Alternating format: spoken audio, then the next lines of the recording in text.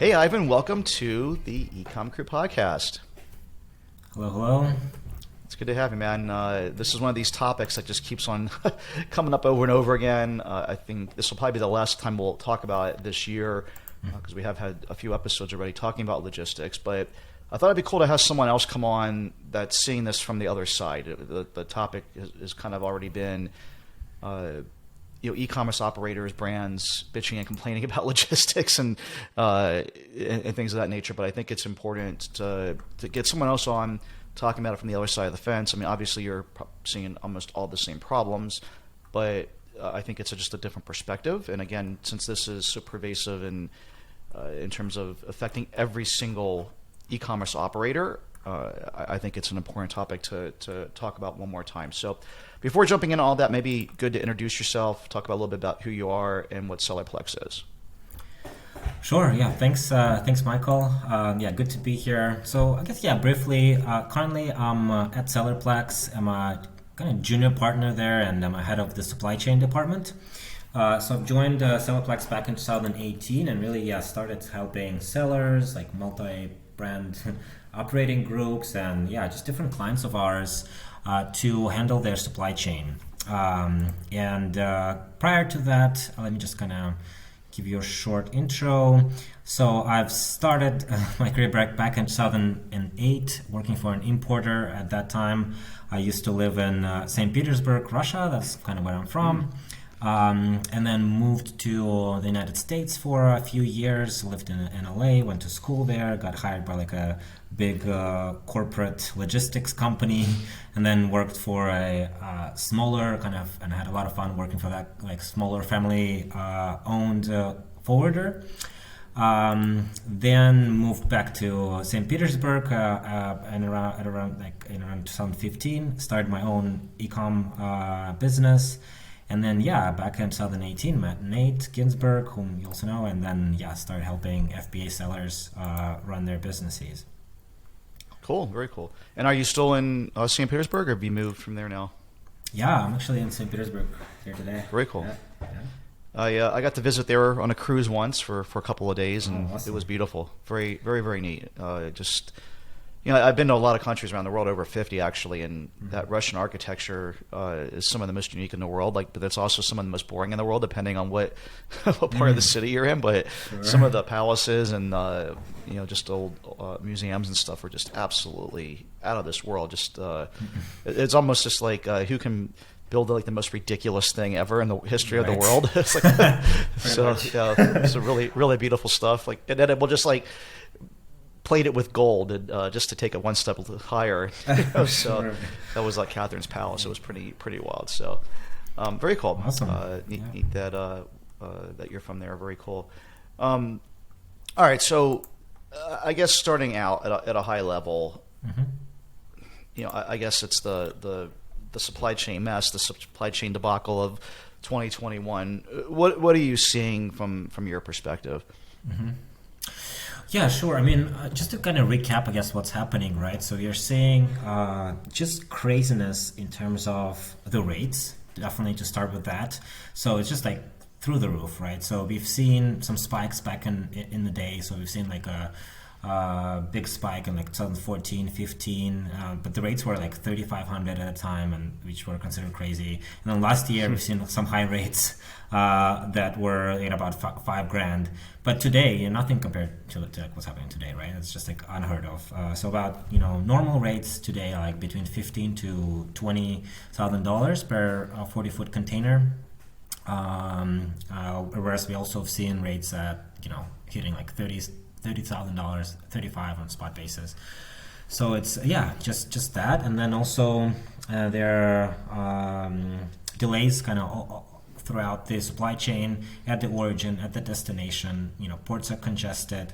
There are space allocation issues, and I would say the whole kind of reason why it's all happening is because of lack of the supply, right? So there's space allocation issues, there are worker shortages, and there are also ports are being as big as they are today. Like say Port of LA, right? So I used to actually live in Long Beach, drive through that port every day. It's just like humongous, right? It's massive, It's just like enormous size, but it's still like not enough. It just doesn't have enough capacity to process all those vessels coming in. We see a big line, just standing there in at the bay, and so yeah, that's kind of like a brief overview, and so it's kind of been happening for kind of throughout the 2021.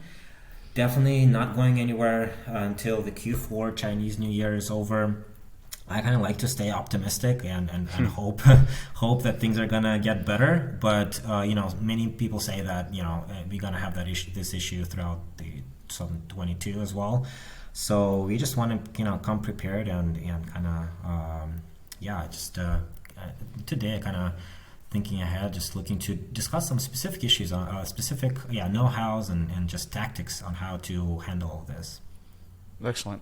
So before we jump into those specific tactics, I'm just curious, one of the things you mentioned, obviously prices are skyrocketing, just goes right to the bottom line. I haven't been able to really push the pricing increases forward to our customers. We've been trying, but there's just so much competition in these marketplaces. So, sure. Another phenomenon that's happening at this exact moment as this is happening is you have billions and billions of dollars of private equity from the Thracios of the world that are trying to buy up these FBA businesses. Have you seen any repercussions from that perspective, or are people able to add this back and be like, look, I want to do an EBITDA adjustment or an SDE adjustment. I know these costs are high, but like this is temporary, and you're going to have to absorb this in the short term, or are the aggregators saying, look, sorry, I mean, like this might be the new way of the world. What's happening to prices of these businesses as a result of this? So yeah, definitely we are kind of in an interesting spot, right? So if your business is valued on like a 12-month basis, right, as we all know, so so essentially for the first like 6 months of trailing 12 months basis, the prices were lower, right? And now they're kind of through the roof. So I'm seeing that it becomes like essentially a negotiation point for both sides, the seller and the buyer, right? And so you want to kind of approach it as that, and kind of maybe just use it in your favor. But then because no one really knows where the price is going to go next year, right? So it can stay, it can go down, and if we are seeing some positive trends, but I don't think it's gonna we're seeing like rates go down just a bit, like today, right? So like this week, last week, but I think it's gonna still remain high throughout Q4, maybe even a little higher. So essentially, it's again a negotiation point. Like we have to observe how they and highlight for the seller needs to highlight for the buyer, or the buyer just figures that out on his own, like how did these high prices affected that specific P&L, and just how to project it on the business value. But I would say just like a negotiation point, and you can kind of use it in your favor. Got it. Okay. Cool. So you were mentioning some specifics, some things we can discuss on, and that's really what I want to have you here to talk about. Just some ideas. Not everything's applicable to everyone, obviously, but just sure. If one of these things helps you, then hopefully it'll be worth the listen, and maybe you get lucky and everything helps you.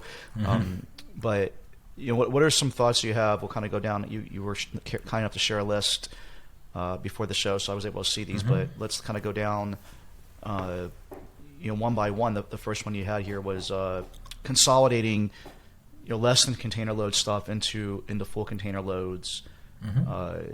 What are some things that you've seen there? What are some average cost savings? What are the logistics around that? How do you pull that off? So that's kind of definitely has been a proven tactic to consolidate smaller shipments into full container or larger shipments to save on a per unit basis.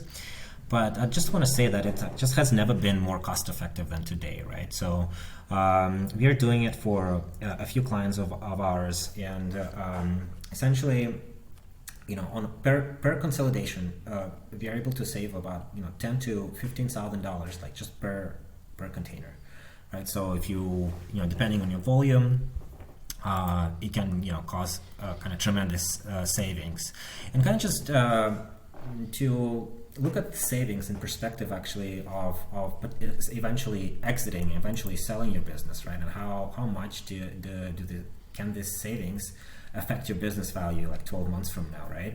So again, like if you're able to save, let's say, figure out the way to save even like $1,000 like per month.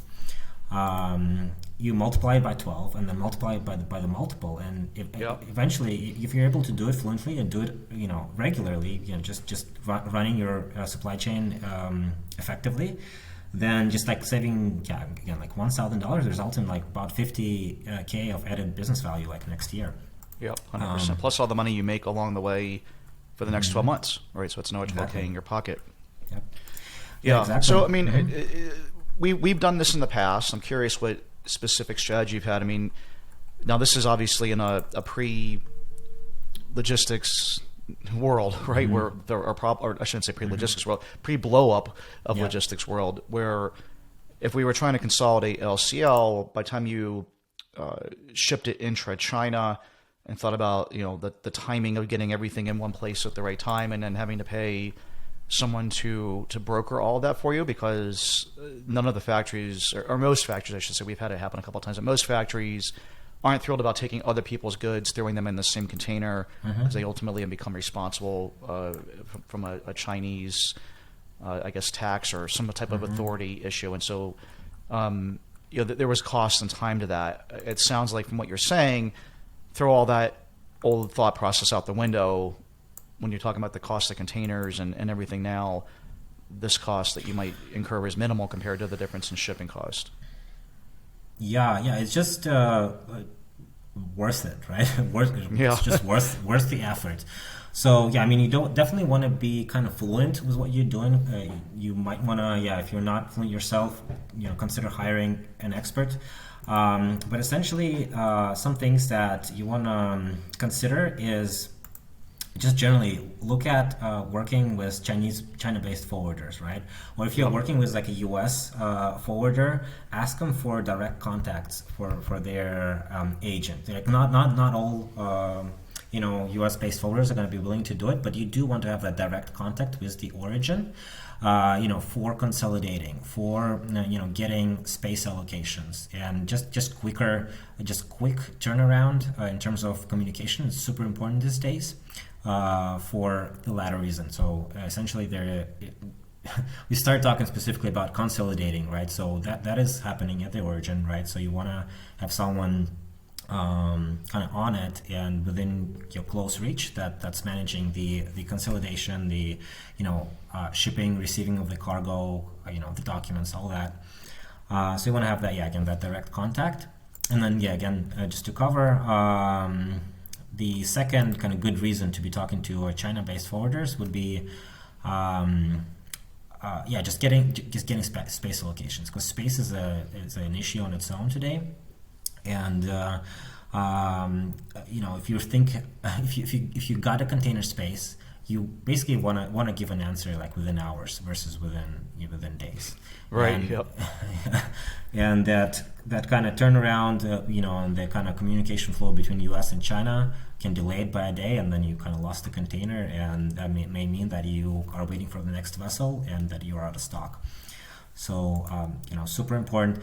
I would say also just a heads up with the China-based forwarders, you want to be kind of in control also of what they're doing, right? Because a lot of them will offer you kind of lower DDP rates, right? So they will offer customs clearance in the U.S. at lower cost than your U.S. forwarders. So essentially, a lot, we see it kind of happening throughout that, they will essentially lower your invoice value. And I mean, if you want to do it, then do it, but you kind of want to be in control of what's going on there, because at the point of exit, that may affect your your valuation and just how your buyer looks at things. Right. So just a few notes there. Makes sense. Yep. Mm-hmm. Cool. So the next thing you had mentioned on here was some strategies in terms of avoiding out of stock. There's basically two classes of vessels. There's kind of your standard standard speed and in high speed, I guess, is probably the best way to just kind of put it Sure. at a high level. We've actually never booked the high speed vessels because it is more expensive, but certainly something we've been asking for quotes for lately and having to consider, just because it every day matters at this point, especially this time of year. So maybe you can just explain quickly what the difference is between those two vessels, what the cost difference is, and the time savings. Yeah, sure. So if you're looking to win on terms of transit times, we'll look at there's just quick ocean option, and a lot of times it's used for LCLs actually. The rates are going to be higher. It's going to be definitely less expensive than air, right? So if you're running out of stock, you want to be considering this option, right? And then also it's easier to get space allocations. So we've even seen so I know I just recommended to consolidate from LCLs to FCLs, but that's if you're looking for cost savings, right? If you're looking for speed, we've even seen people actually go from FCLs down to LCLs to get that, quicker space allocations and quicker transit. And what is the difference in terms of the high speed versus standard in terms of number of days on the water?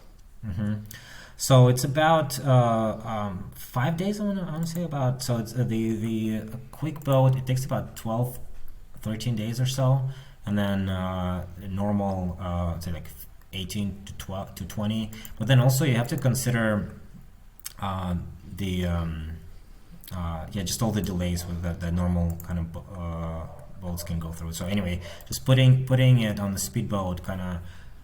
From experience, it does give you a much quicker transit time. So somehow there's maybe like a special booking with the port, or somehow just like avoiding congestion, avoiding that kind of crazy processing at the port of arrival.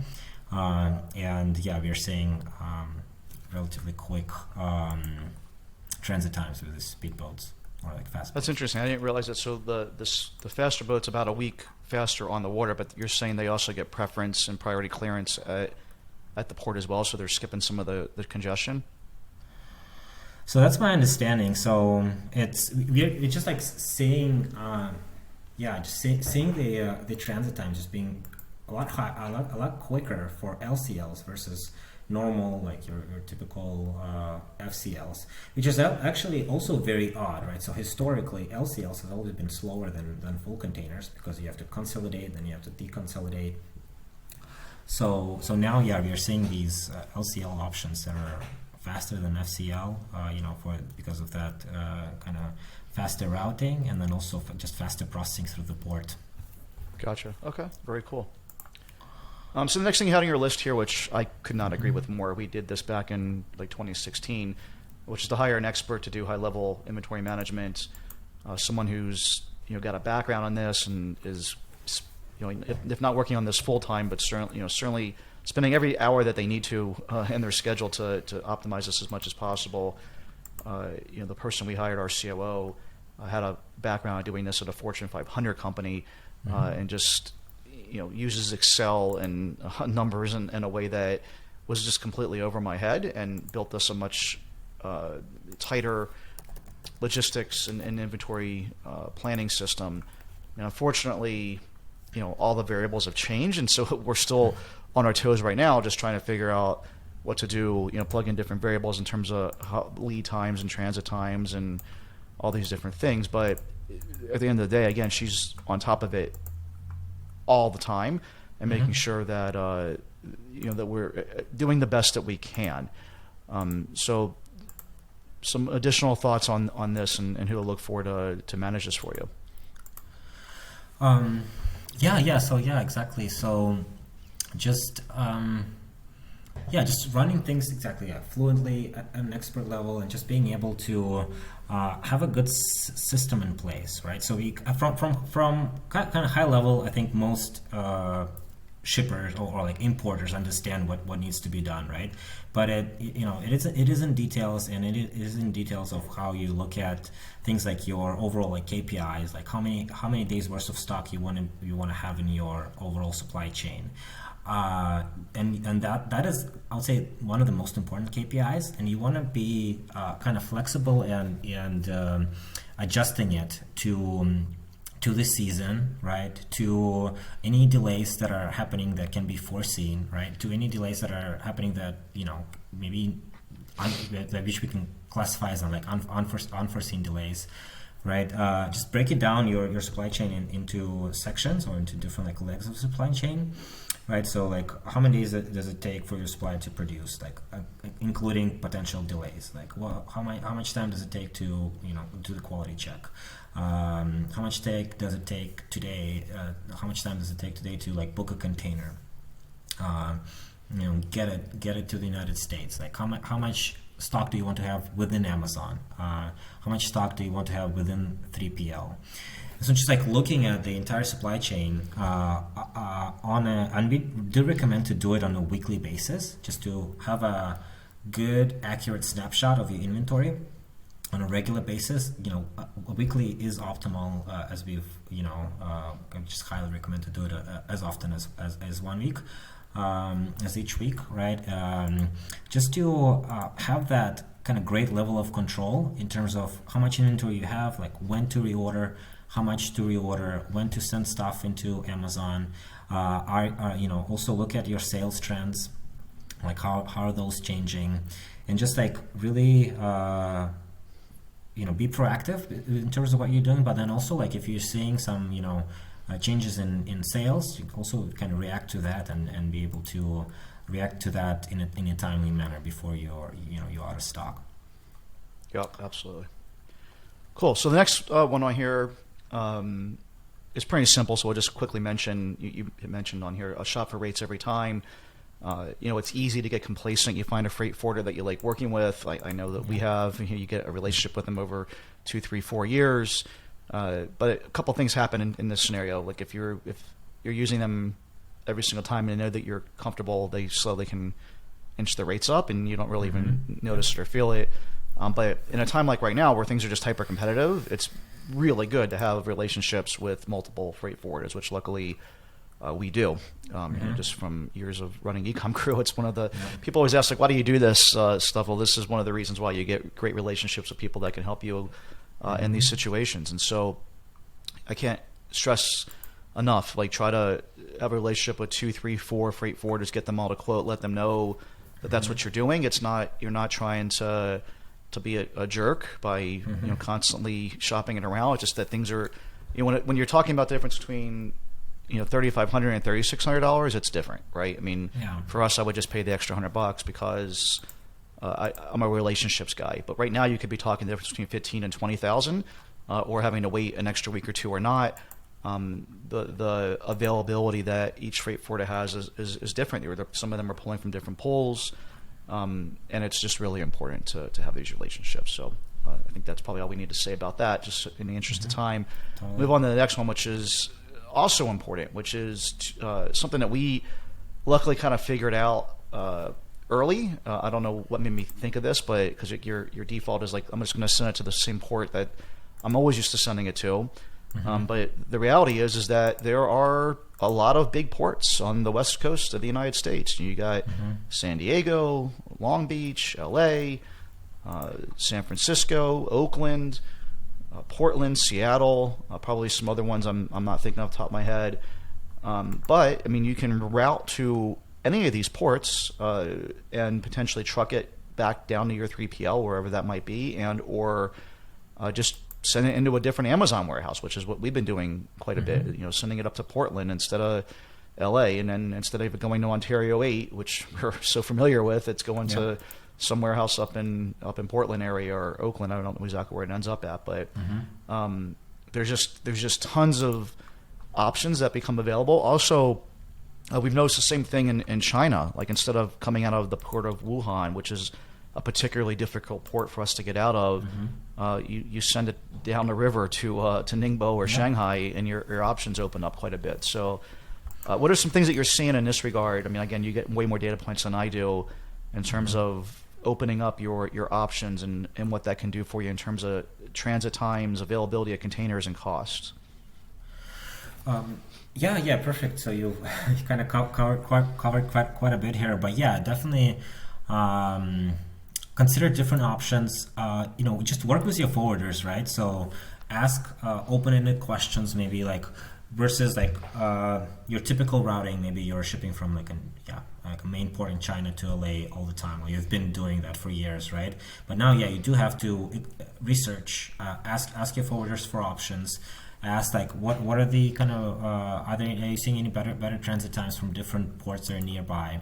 So some of the just a specific example on this, right? So in China, so for one of our clients, I've been seeing rates out of Port of Fuzhou at about like 20K, and then there's another port of Xiamen that's nearby, but you have to truck it there for like a little. You just overpay on trucking, just about like $200-300.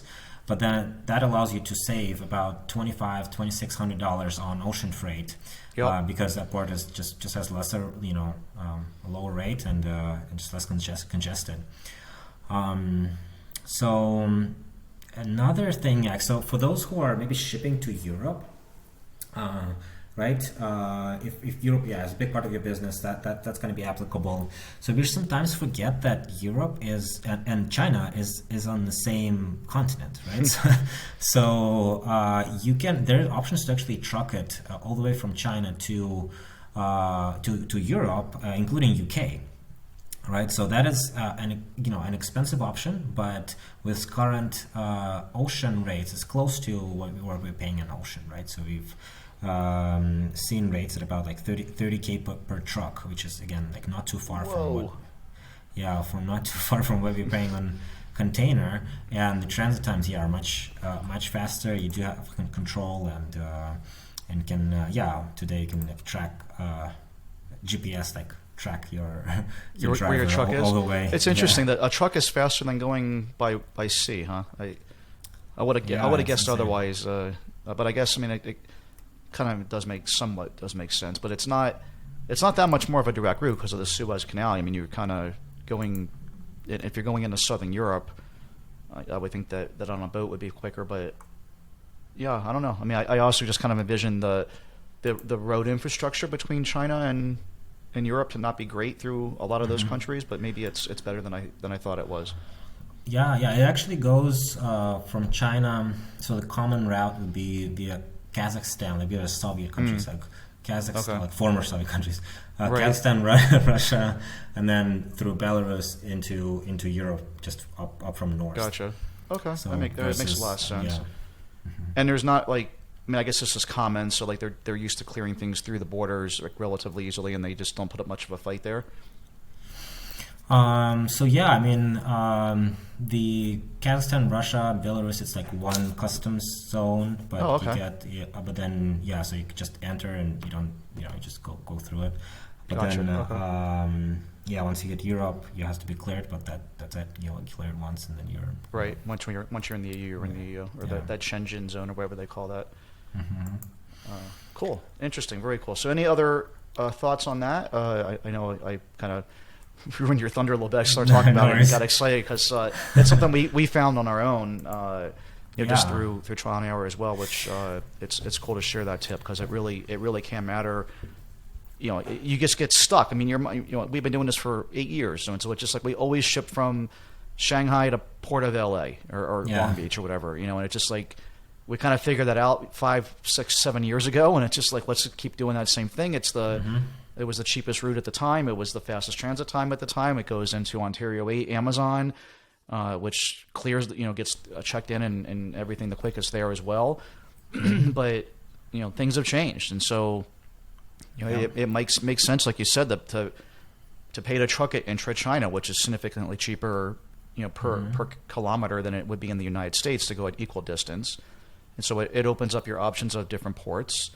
Xiamen's an interesting one. I haven't tried that one, but that's like in southeastern China. So if you got stuff coming out of maybe out of Shenzhen or something, or Guangzhou, maybe that's an option to get it over to there. And then again, open up all your options to the western United States. Seattle's been working well for us, and Oakland particularly, just in the last few weeks.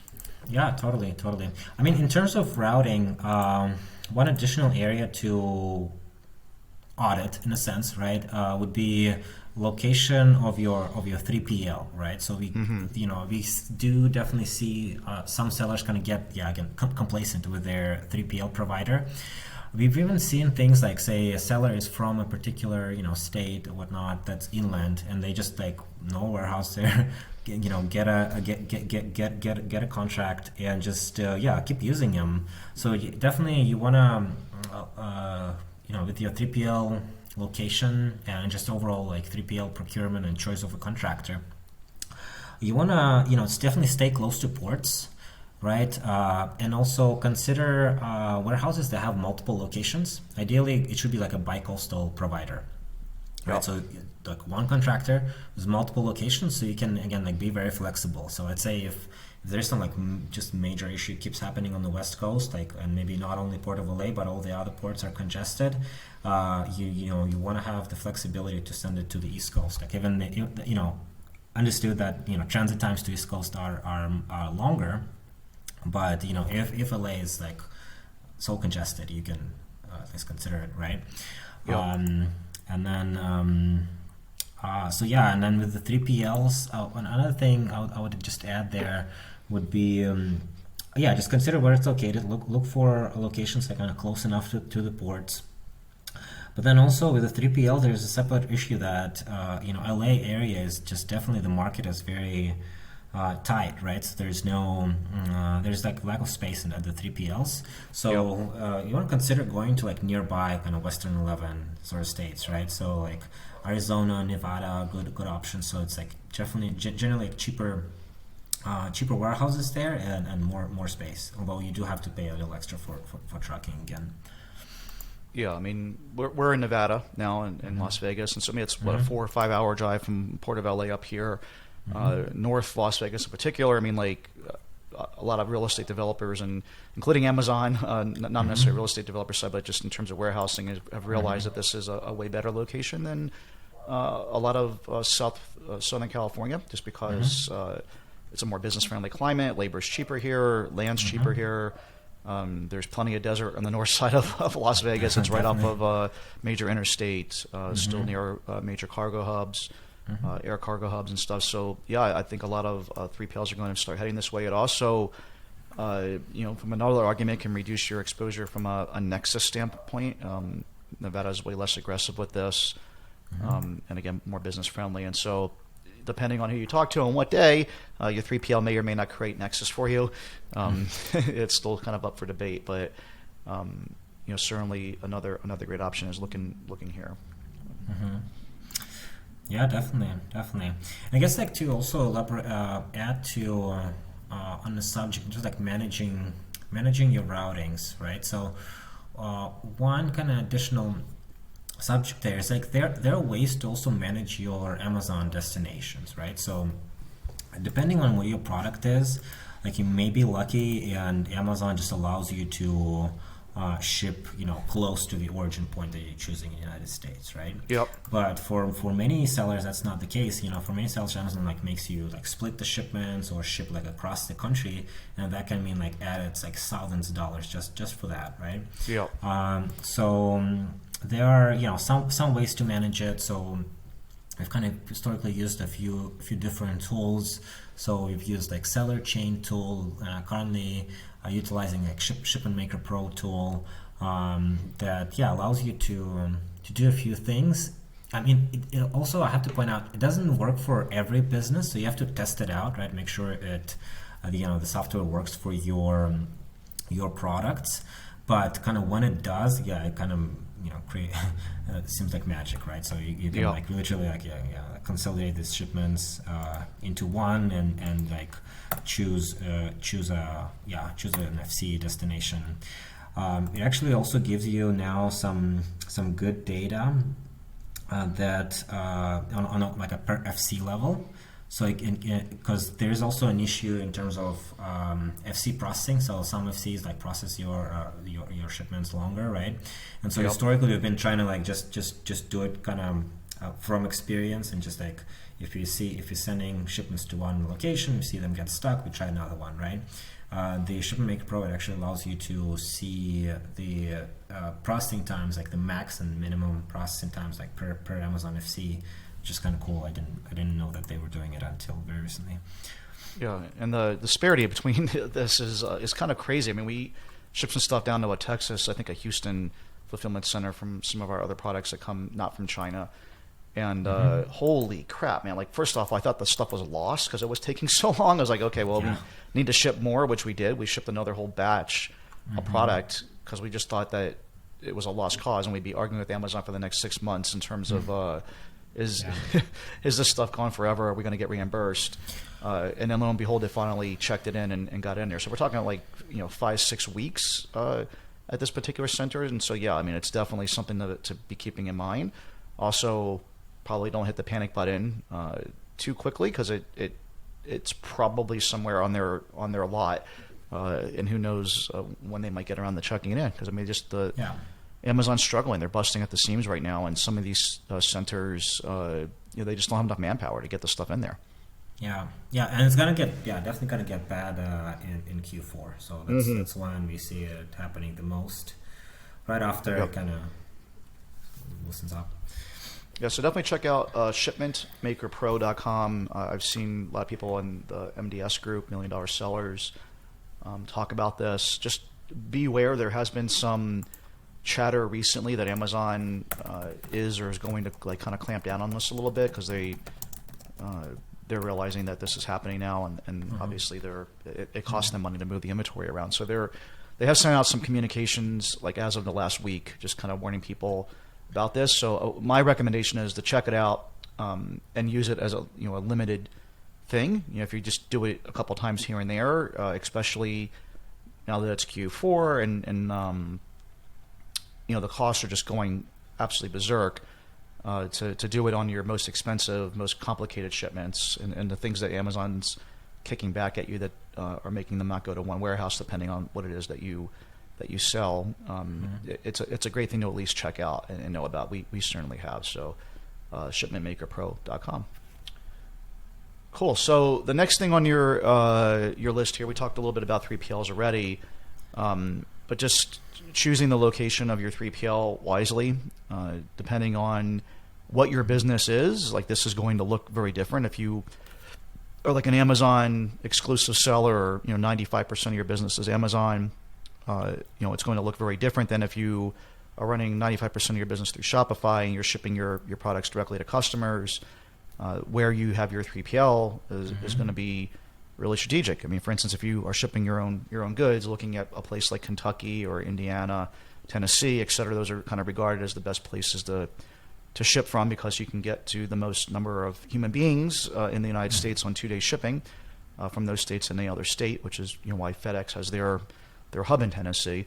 But if you're mostly Amazon, there's a lot more to consider. So just some additional thoughts from your perspective of where the best 3PL locations are geographically. So yeah, I mean, exactly right. If you're talking about Amazon FBA sellers, then yeah, you want to kind of stay closer to the ports as mentioned, right? And that kind of minimizes your transit times, and that you don't have to buy as much stock, and just overall transit times is important.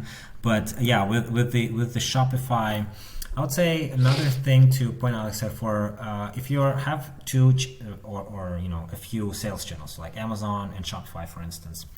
All right, you can have a warehouse to fulfill to Amazon, or like send the shipments to Amazon FBA, right? But then also use providers like Deliver on a like a limited scale, because that's kind of what they're best at is fulfilling to the customers across the states, right? And if you're doing the fulfillment on your own, Deliver has worked really great for many of our customers that are doing their own fulfillment. So excellent. And then also you got that's kind of like a good subject on its own. Like if you're having like multiple sales channels, so you can think of also like say wholesale, right? So maybe you're selling to different wholesale customers. That kind of adds up to the factors to consider, right?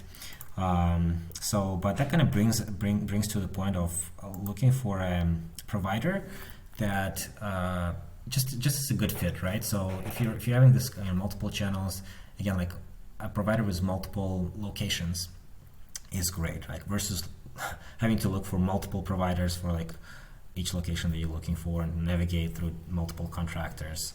It's definitely best to use a warehouse with multiple locations. Yeah, and I think the thing that we've kind of found out with warehouses with a single location, you open yourself up to any type of natural disaster issue as well, or geographical, government, whatever. Through COVID, California had just definitely not getting into politics. People be careful, calm down. But California certainly have more strict COVID restrictions and guidelines, which was causing us to have problems getting our inventory out of those warehouses versus other states where maybe the restrictions weren't quite as bad. Maybe you think about something like a hurricane coming through. If your 3PL was in Texas, certainly that could be a thing. Or going back to California, maybe there's an earthquake or something that happens. It's kind of inevitable at some point that's going to happen. And depending on how big it is, you're going to have an issue. So if you have your inventory spread around the country, it can help with all these issues, especially if it's significantly far apart. California and Texas, or California and Tennessee, or Tennessee and Texas, or whatever combination of things you have, where they're 1,000 miles apart or more. You kind of get away from those types of issues as well, which you don't think about until they happen. Your system works like 95% of the time. It's the 5% of the time that you got to worry about that you're almost out of business when it does happen. Yeah. Excellent. Well, I think that wraps up. I want to be respectful of your time, and we're already running a little bit late anyway. If people want to get a hold of you and talk more about this stuff and learn more about what you guys do, what's the best place to do that? SellerPlex.com is the website. Can we link maybe a specific link on the website? We have an article on the subject, which I think is going to be on point. It's like very much in line with what we discussed today. There's going to be if you want to reach out, there's a scheduling form for a call, and open to having like some brief like free consult sessions. And then also if you want to explore how SellerPlex can help you, in this kind of challenging times, definitely we'll welcome that. Awesome. Yeah, so we'll definitely link to that in the show notes. You can just we'll mention that in the closing. We'll put that in the show notes. And SellerPlex.com, SellerPlex.com. Yeah, and if you maybe mention EcomCrew podcast, we'll hook you up with some discount just to give a value for your listeners. Very cool. Thanks, Ivan. All right. Thanks, Michael.